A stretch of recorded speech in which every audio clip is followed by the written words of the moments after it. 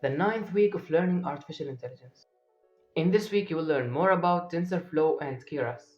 For Arabic, you will have a new playlist, but for English, almost all the points in this video you did see it before, so for English it will be the same video. So let's get started. TensorFlow and keras. What did I learn in this week? First of all, what is TensorFlow?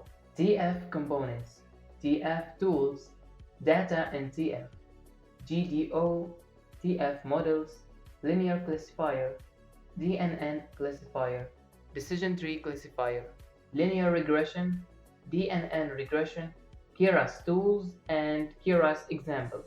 And now let's look at our playlist in Arabic. It has the points that I did mention. You can follow it. And for English, it will be the same video for the last week. And you can search more about it if you want to.